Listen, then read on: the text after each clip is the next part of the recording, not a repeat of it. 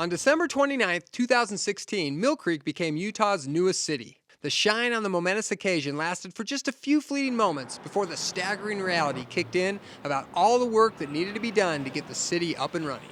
I think our residents expected that on January 1st, a switch was flipped, and all of a sudden we were a city, and we weren't part of the county, but there's a process of starting a city, and it takes time to get the revenues flowing in. I'm working as hard as I was when I was a young pup, or harder, but it's invigorating and interesting. Even though there are a lot of challenges to it, I'm enjoying it. With no money and no ability to tap into revenue until September, the mayor and city council have had to find creative ways to get things done, while relying heavily on the generosity of Millcreek residents and vendors. We have tried to leverage everything we can. We negotiated with our sewer district, Mount Olympus Improvement District, to get free office space for 6 months.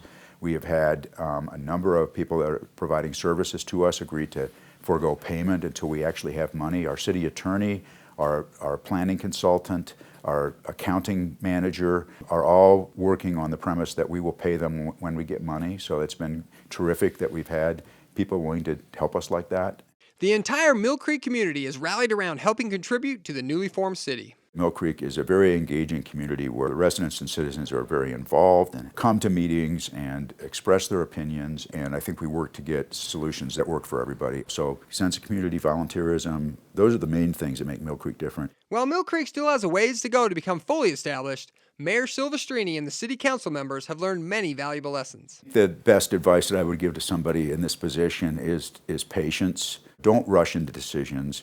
Let things come to you. If you act in that kind of a deliberate way, you're less likely to make mistakes and to get things right the first time. The other thing is enjoy it. It's a creative process. You get the opportunity to basically design the city that you would like to have rather than trying to change something that's already a ship at sea that only turns incrementally and gradually. You get to be creative and inventive about the process and incorporate new technology into your city government and use the social media and the internet and things like that to make the city more responsive and more open to people than maybe we've seen in other established cities. With hard work, community engagement, and innovative thinking, Millcreek is moving in a positive direction, taking the time necessary to manage the small details of running a city while still keeping one eye squarely on the big picture for the future. Long-term goal is we want to engage in a visioning process for Millcreek, so we engage Millcreek like never before to have the citizens of Millcreek tell us what they want their city to look like in 20 years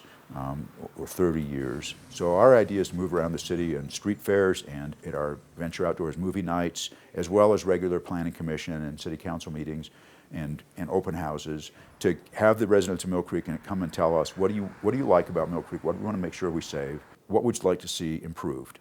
And we will use that as our guide for our long-range vision. With the tireless work of government officials and active, engaged citizens, the future indeed looks bright for Utah's newest city.